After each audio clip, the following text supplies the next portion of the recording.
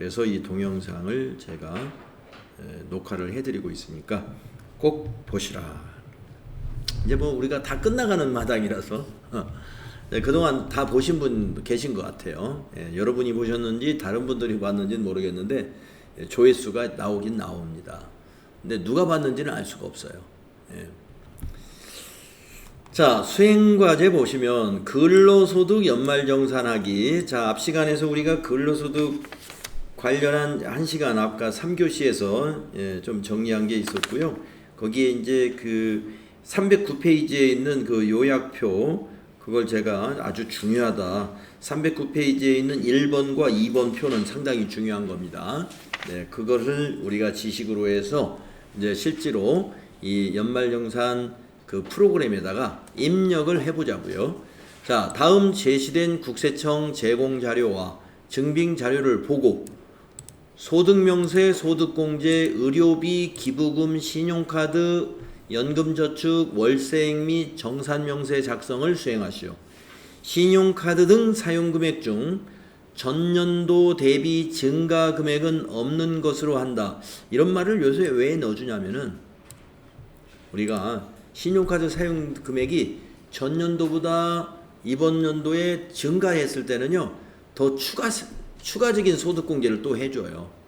그렇기 때문에 그것을 적용한 게 작년입니다. 작년. 우리나라뿐만이 아니라 지금 전 세계적으로 코로나를 지금 겪었잖아요. 그래서 자영업자들이 너무 힘드니까 신용카드 많이 써가지고 소비 좀 많이 해주십시오. 그런 차원에서 신용카드 사용금액 지난해는 이제 작년 기준으로 보면은 코로나 시기였단 말이에요. 지난해보다 더 많이 소비하면은 근로자에게는 신용카드 소득공제 요율을 더 높여주겠습니다. 이것이 지금 한시적으로 현재까지 2023년도까지 현재 적용되고 있기 때문에 그렇습니다. 한시적인 것은 언젠가 없어지죠. 그것이 이제 24년도부터 없어질지는 모르겠으나 아무튼 23년도 연말정산까지는 현재 적용되기 때문에 증가분은 없는 것으로 간주한다. 이렇게 항상 시험 문제가 이렇게 나옵니다. 그러니까 우리는 지금까지 우리가 알고 있는 지식만 가지고 그냥 입력해 주면 돼요. 자, 첫 번째 자료를 보기 전에 김현철 씨를 불러내야 되겠습니다. 김현철 씨의 소득 자료를 불러내는 방법. 어디로 가시느냐? 연말정산을 할 때는 인사급여라는 메뉴에 가셔서 연말정산관리 칸에 들어있는 첫 번째 메뉴입니다. 연말정산 근로소득 원천징수 영수증. 이 메뉴를 클릭하십시오.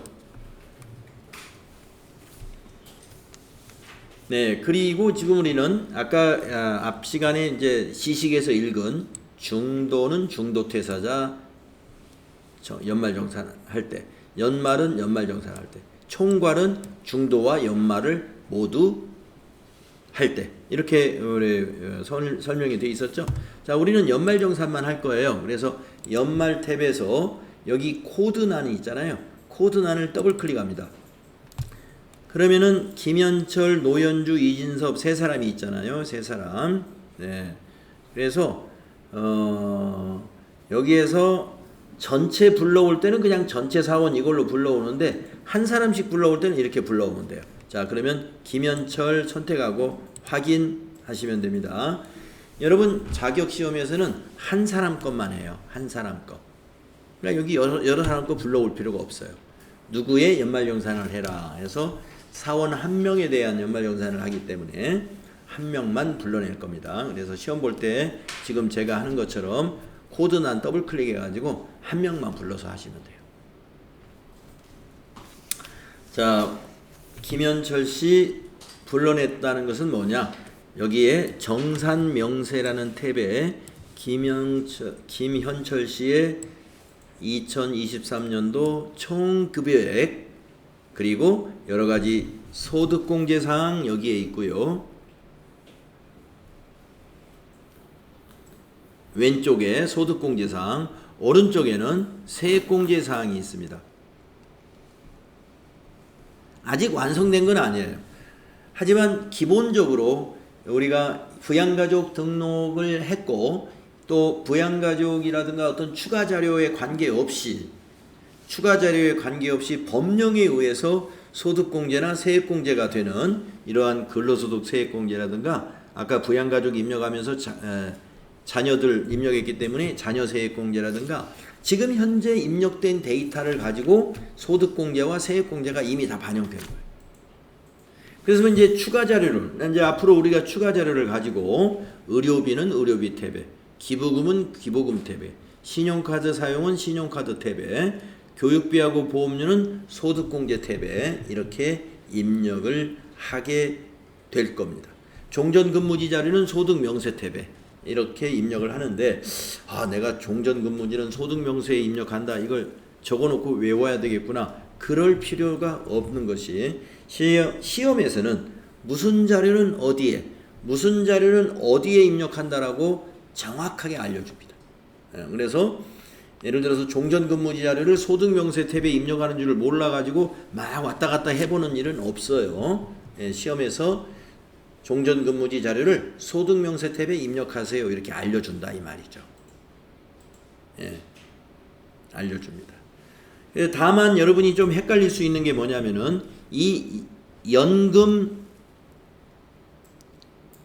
월세입니다. 연금과 월세는 여기다가 입력하는 것이 아니라 여기서는 조회만 하는 것이고 입력은 여기다 합니다. 정산명세에다. 그러니까 시험에서는 제가 그랬죠. 만약에 월세액이 시험에 나왔다. 그러면 시험에서 이렇게 나온단 말이에요. 월세액은 정산명세 탭에 입력한다 이렇게. 근데 그게 있는데도 불구하고 여기에 월세 명세가 있네. 그래서 여기를 클릭하고 어디다 입력하지 이렇게 고민하는 사람도 있을 수 있기 때문에 저 탭이 없으면은 월세액 어디다 입력해야지 다시 그 문제 그 자료 설명에 가가지고 월세액 어디다 입력하라고 그러나 그걸 보면 되는데 딱 보니까 월세액 명세라는 탭이 있단 말이에요. 그러니까 문제 읽은 건 까먹고 저기 들어가 가지고 어디다 입력할지를 고민하면서 시간을 낭비할 수가 있다. 그렇게 하지 마시고요. 문제에서 그 설명 딱 보고 작업을 하시면 되고 그리고 지금 미리 말씀드립니다. 월세와 연금은 여기 연금은 연금 계좌를 말하는 거예요. 사적연금, 국민연금 이런 거는 이미 다 여기에 반영됐어요. 여기에 국민연금 보험료는 여기 정산명세에 이미 다 반영됐고 여기서 연금은 연금저축, 연금저축이나 퇴직연금, 회사에서 퇴직연금에 들어간 거 이런 것들입니다. 자, 그러면 이제 그 정도로 아시고 하나씩 보겠습니다. 자료 1번을 한번 봅시다. 김현철 씨가 가져온 자료 1. 신용카드네요. 신용카드 자료예요. 그리고 이게 국사청 자료라는 게 밑에 이게 그 국가 정부 로고가 이렇게 있으면 이걸 우리가 국세청 자료다 이렇게 부릅니다. 자, 국세청에서 신용카드 사용금액이 다 집계가 돼요. 그래서 그걸 우리가 연말정산 간소화 서비스라고 해서 정부에서 제공을 해주거든요. 그것을 PDF나 인쇄도 할 수 있어요. 그래서 이제 이것이 뭐 PDF나 아니면 인쇄된 자료로 우리가 받았다. 우리는 지금 연말정산 담당자예요. 그래서 연말정산을 지금은 또 연말정산을 폰택스라고 그래가지고 핸드폰으로 그냥 자기가 자기 연말정산을 할 수 있게끔도 지원을 해줍니다. 자, 이거는 지금 자기가 하는 게 아니라 자기가 자기 것을 하는 게 아니라 회사에다가 자료를 내서 내가 연말정산 담당자 그 작업을 하는 것을 우리가 배우는 거예요. 자, 그러면 신용카드 보겠습니다. 사용자가 김현철입니다. 자, 김현철이 동생은 아니죠. 본인입니다. 왜 동생이냐 물어봤냐면은 아까 우리가 신용카드에서는 비고사항이 있는 게 뭐였어요? 형제자매 거는 입력하는 게 아니다. 혹시 김현철 씨가 형제자매 신용카드 사용 내역을 가져왔는가 체크해 봐야 돼요. 형제자매 아니에요. 본인입니다. 사용자가. 그러면 입력이 되죠. 자, 그런데 사용 내역이 쫙 이렇게 있는데 카드사별로 이렇게 있는데 이것을 이렇게 구분해요. 전통시장, 대중교통, 일반 자동으로 이게 집계가 되어 있습니다. 이 집계된 걸 보고 입력해야 돼요. 그러면 나중에 합계 금액이 맞는가만 체크해 보면 됩니다. 자, 그러면 어디로 가시느냐? 신용카드라는 탭을 클릭해 볼까요? 네, 본인 김현철은 이미 입력되어 있죠. 여기에 나타나 있어요. 자, 여기에 보시게 되면은 전통시장 사용분, 대중교통 사용분 여기 있잖아요. 예, 그거부터 챙겨서 먼저 입력할까요? 자, 국세청 자료, 그 밖의 자료, 그 중에 국세청 자료 줄에다가 맞춰서 입력하세요. 전통시장 200만원, 그 다음에 대중교통이 100만원, 일반은 이 맨 왼쪽에 여기에 있습니다. 여기 그냥 신용카드라고 되어 있는 게 요게 일반이에요. 네. 6번이에요. 6번. 여기다 입력하십니다. 1600만. 그리고 합계가 맞는가 체크해 보셔요. 합계가 1900만원 맞죠?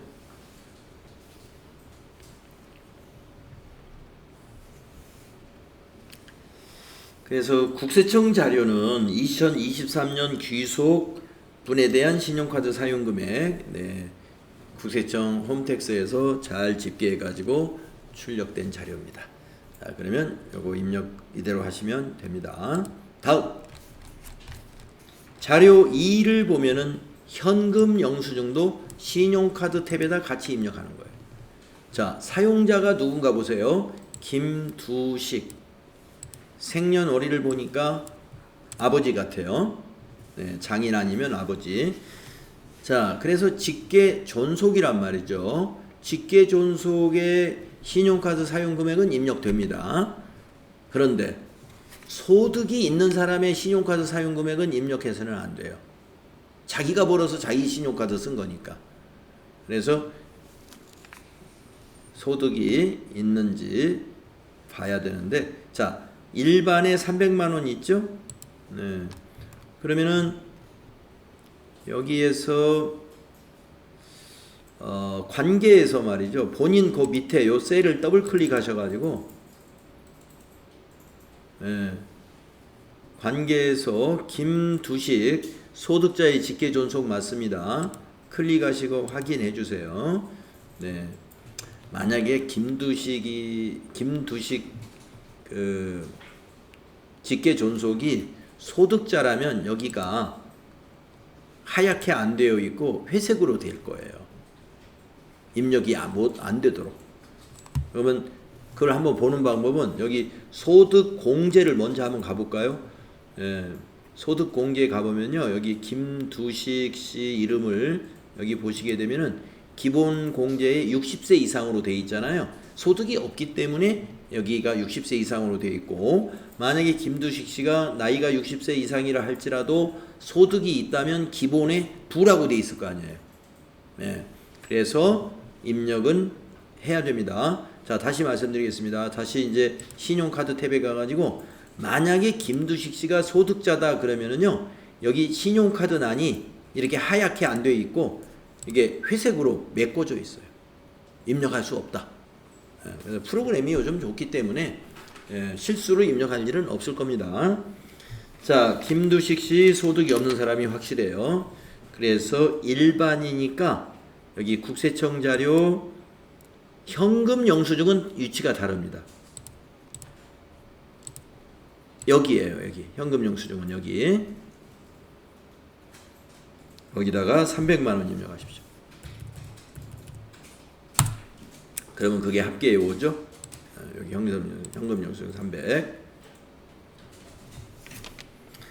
네, 그러면 자료 2까지 잘 입력했습니다. 네, 그래서 신용카드에서는 형제자매만 잘 빼시면 되겠다.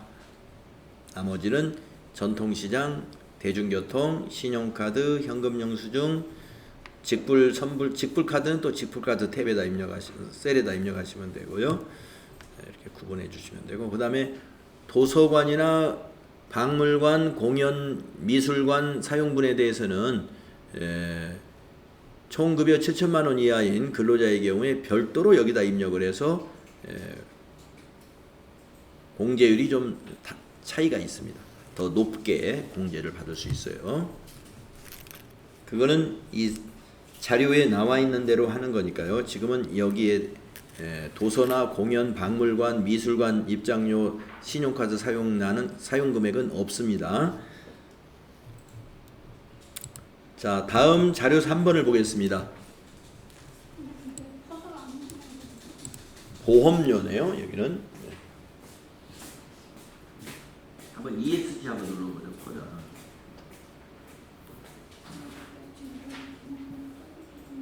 아니요, 김현철 씨. 김두희 씨 보려면 여기 좀 화면 좀 찍어줄까요? 여기를 더블 클릭. 김두희 씨. 현금 영수증. 거기다가 300원.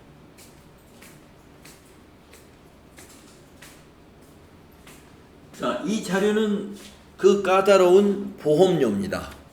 보험료 세액 공제잖아요. 여러분 보험료는 여러분 동그라미였죠. 동그라미. 나이도 확인해야 되고 그리고 소득도 확인해야 돼요. 자, 우선 계약자가 반드시 누구로 돼 있어야 돼요? 연말정산을 하고 있는 그 근로자가 계약자로 돼 있어야 돼요. 연말정산 그 소득자. 예. 자, 그 다음에 또 하나 이 종류를 확인해야 되는데 혹시 여기에 가끔 저축성을 시험에 내기도 합니다. 저축성이면 제외되는 거예요. 보장성 보험료에 대해서만 세액공제 적용을 해줍니다. 그래서 보니까 저축성은 없습니다. 자, 김현철을 피보험자로 했군요. 본인 거니까 이거는 나이 요건이고 소득 요건이고 보고 말 것이 없어요. 본인 거는 무조건 되는 거예요. 자, 그러면 80만 원 먼저 입력하겠습니다. 자, 어디로 가느냐? 보험료하고 교육비는 탭이 없죠. 예, 소득 공제라는 탭에다 입력해요. 실제 시험에서는 소득 공제 입력하라고 딱 알려줍니다. 제가 아까 이렇게 회색으로 칠해질 부분, 이런 부분은 지금 김장일이라는 자녀인 것 같아요. 자녀의 보험료에 이렇게 회색으로 돼 있죠. 보장성 난에 입력할 수 없다는 거예요. 그건 뭐냐? 김장일이가 나이가 됐든 아니면 소득이 됐든 뭔가 보험료 입력 요건에 해당되지 않는다는 거예요. 네. 그래서 여러분이 김장일의 보험료 영수증이 있다 그래도 여기다 입력할 그런 실수를 하지 않겠죠. 예, 입력이 안 되니까. 예. 자, 지금 이 보험료 김현철 씨 80만 원 여기다 입력해야죠. 국세청의 보장성에다가. 예. 여기다가 입력하시면 돼요. 800000 하얗게 된 데만 입력이 돼요. 자, 그 다음에 박정은의 보장성 보험료가 있어요. 배우자죠. 예, 박정은은 국세청 줄에 맞춰서 여기다 입력하면 돼요. 70만 원. 이렇게요. 그 다음에 김재철이 있습니다. 예, 김재철은 여기 보니까 장애인. 예. 김재철은 장애인 보장성 보험료예요. 그래서 줄이 다릅니다. 그 오른쪽에 여기다가 90만. 예, 이게 줄이 달라요. 그래서 일반 보장성 보험과 장애인 보장성 보험료를 나누는 이유는 한도가 각각 적용되기 때문에 두 칸으로 이렇게 나눠져 있습니다. 네, 그래서 이 보장성 보험료, 그 다음에 장애인 보장성 보험료 3건이 있었는데요. 3건 다 입력이 가능한 건이에요. 나이 요건과 소득 요건이 다 체크했지만 다 맞는 거예요. 그래서 다 입력을 했고요. 다음 자료 4번을 보시면 의료비입니다. 자, 의료비는 여러분 나이하고 소득이 뭐예요? X, X. 볼 필요 없다. 예.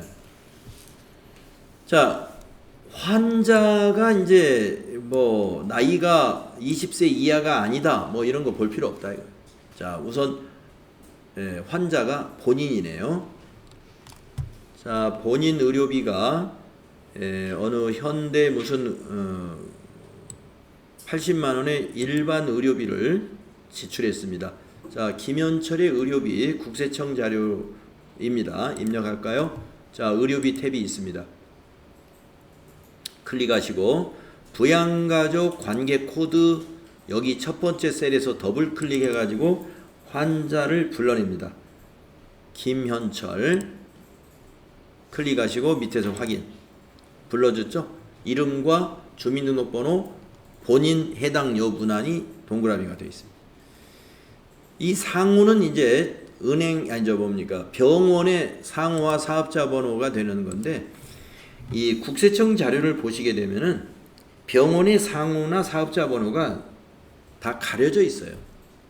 그렇기 때문에 이건 입력을 하는 게 아니고 여기다가 의료 증빙 코드에다가 1번 국세청을 해줘야 돼요.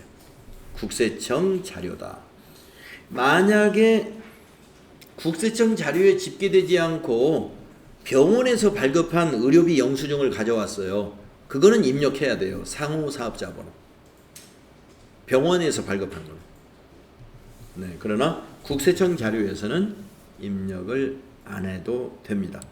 의료 증빙 코드를 국세청으로 해주면 됩니다. 자, 건수는 한 건으로 하는 거예요. 거기 병원이 여러 군데 있다 하더라도 그냥 한 건으로 합니다. 국세청 자료에서는. 자, 지급액 80만 원이죠. 실손 의료보험은 이제 만약에 의료보험이 받은 게 있었다라고 하면은 앞에 자료 설명에서 얼마 받았다라고 알려주게 돼 있어요. 우리는 정보가 없었죠. 실손 의료보험은 없었다고 보겠습니다. 그 다음에 난임 시술비에 해당하거나 중증 질환 그 다음에 결핵 환자에 해당되거나 산후조리원에서 지급한 거라든가 미수가 선천성 관련된 이런 그 의료비였다고 한다면 이 X를 동그라미로 바꿔주면 돼요. 우리는 그러한 특수한 형태의 의료비가 아니었기 때문에 이 네 가지 특수한 형태의 의료비에 대해서는 공제율을 더 높여줍니다. 다음의 자료를 보면은 이것도 의료비입니다. 의료비가 환자가 누구냐? 황순이. 네, 나이도 소득도 안 보기 때문에 우리가 이름만 있으면 다 입력이 되는데 다만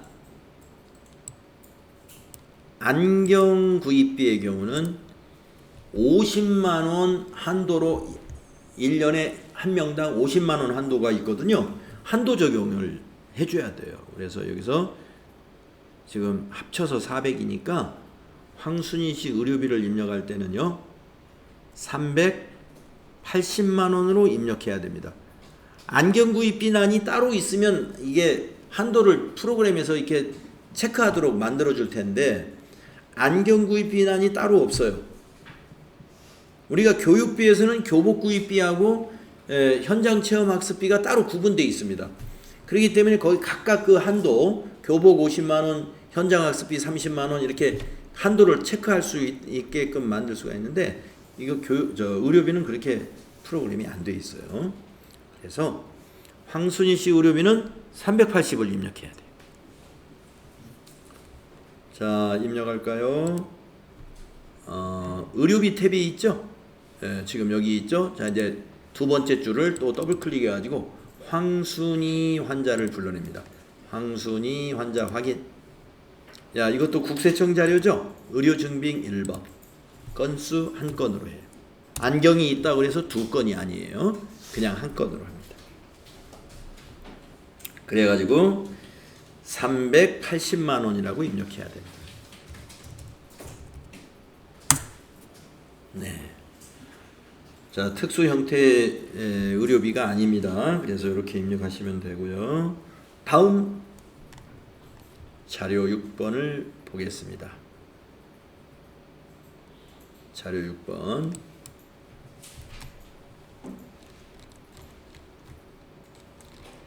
교육비입니다. 교육비.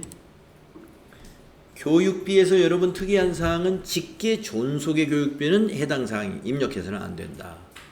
네. 네. 여기 학생을 보셔야 돼. 96년생인 거 보니까 존속은 아니고 자녀죠, 자녀. 자, 그런데 교육비 지출 내역의 교육비 구분을 보게 되면 대학원이라고 되어 있습니다. 대학원 교육비는 본인 것만 입력할 수가 있습니다. 자녀는 대학교까지예요. 세액공제에 적용될 수 있는 것은 자녀에 대한 교육비는 대학교까지. 그래서 입력을 해서는 안 됩니다. 자녀의 대학원 교육비는 해당 사항이 없어요. 그래서 대학원 교육비는 소득자 본인의 대학원 교육비만은 가능합니다. 그래서 요거는 입력하지 않습니다.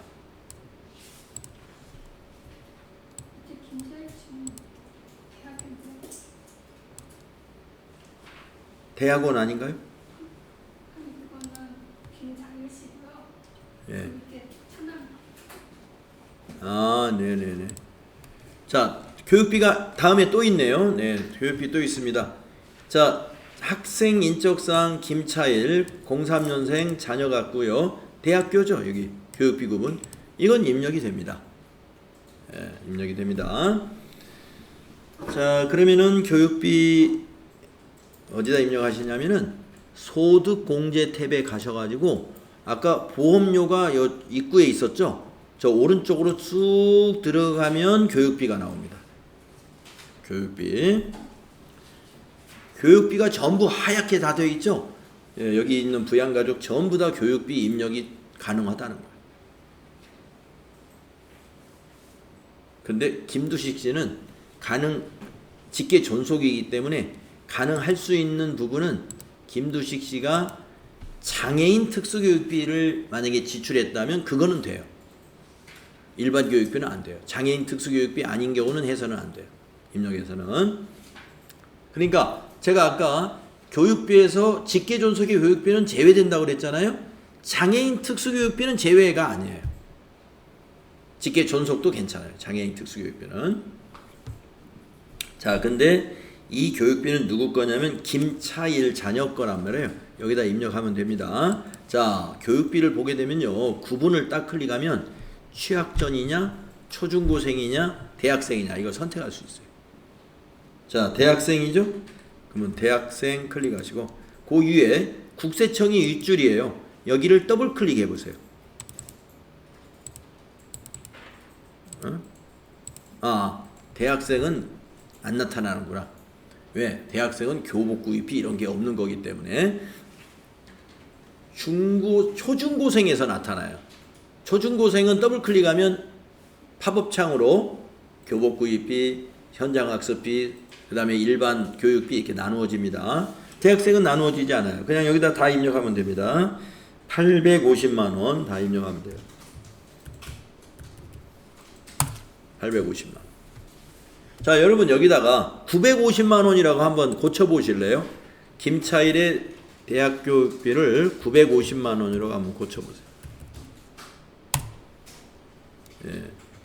950이 입력은 됩니다만은 나중에 이것은 한도 체크가 안 되네요. 예. 대학교 교육비는 1인당 900만원이 한도거든요. 예. 프로그램에서 한도 체크가 안 되고 있네요. 그래서 다 입력하시면 돼. 이거는 그냥. 자, 우리는 850으로 입력하세요.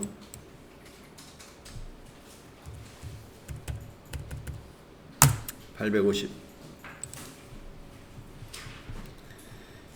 자, 다음 장으로 넘어가서 자료 8번을 보겠습니다. 자료 8번. 마지막 자료죠. 기부금이 있네요. 기부금. 자, 기부금은 여러분 소득은 동그라미, 나이는 X입니다. 자, 기부자가 누군가 볼까요? 본인이네요.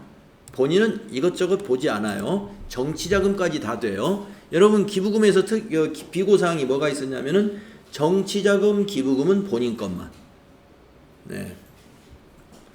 자, 그러면은 김현철의 정치자금 본인 거니까 30만 원 입력이 가능하고요. 대한적십자사 법정기부금 입력 가능합니다. 자, 그러면 기부금 탭에 가볼까요? 기부금. 자, 기부금 탭에 들어가면 탭이 또 여러 개로 나누어져요. 해당 연도 기부 명세, 기부 조정 명세, 조정 명세 현황, 급여 공제 내용 이렇게 나누어집니다. 자, 입력 첫 번째 탭 해당 연도 기부 명세에다가 관계 코드를 더블 클릭하셔가지고 김현철 본인을 확인 눌러서 불러냅니다.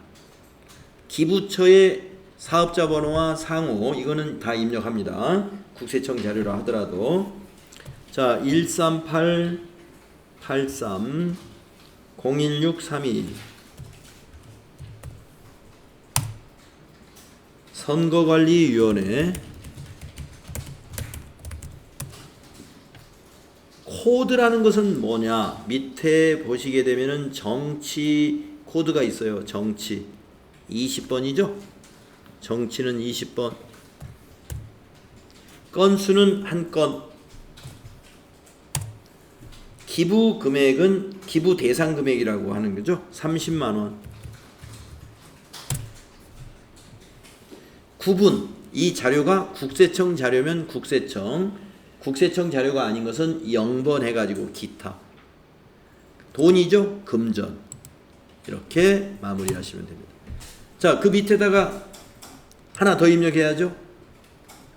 또 더블 클릭해서 김현철 본인. 이번에는 대한적십자사 사업자 번호입니다. 20382 00639 상호는 대한적십자사. 코드 법정기부금이죠. 밑에 메시지 보세요. 법정기부금은 10번이라고 나와 있죠. 여기 10번 여기다 10 건수 하나 기부대상 금액 20만원. 자, 구분은 국세청 자료니까 국세청, 금전이니까 금전. 이대로 두시면 되고요. 자, 기부금에서만 한 가지를 더해 줍니다. 이걸 입력하고 끝내버리면 안 되고 조정명세로 갑니다. 자, 기부금 조정명세 가야 돼요. 기부금 입력할 때 꼭 이렇게 해주세요. 기부금 조정명세 가가지고 정산명세로 이걸 보내줘야 됩니다. 다른 거는 항상 자동으로 넘어가는데 이거는 안 넘어가요. 그래서 자, 공제계산 정산명세 보내기 요거 꼭 눌러주셔야 돼. 자, 클릭해 줄까요? 자, 요거 보이십니까? 공제계산 정산명세 보내기 이거 나타났죠? 여기서 이거 한번 더 눌러주세요. 밑에 공제금액 플러스 정산명세 반영 이것까지 해줘야 됩니다. 그리고 여기까지 해주어야 정산명세 탭에 가보면은 기부금이 이와 같이 세액공제로 반영이 됩니다. 다른 거는 다 자동으로 반영이 되는데 기부금 탭에서는 지금 방금 했던 작업을 해주지 않으면 일로 오지를 않아요. 네.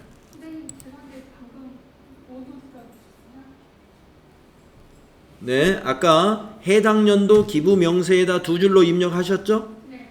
그런 다음에 기부금 조정 명세 탭, 그 바로 옆에 있는 거. 거기 가가지고 이거 공제계산 정산 명세 보내기 이걸 눌러요. 그러면 이게 팝업 창이 나옵니다. 정산 명세서로 보내주는 작업을 해줘야 되는데 그 아래에서 공제액 플러스 정산 명세 반영을 클릭을 하고 예 해줘야 된다는 것입니다. 기부금에서만 요거 좀 조심하시면. 자, 오늘 김현철 씨까지만 했습니다. 내일 나머지 2명 거 더 천천히 다시 한번 해보겠습니다. 네, 수고했습니다. 퇴실 잘 찍고 가십시오.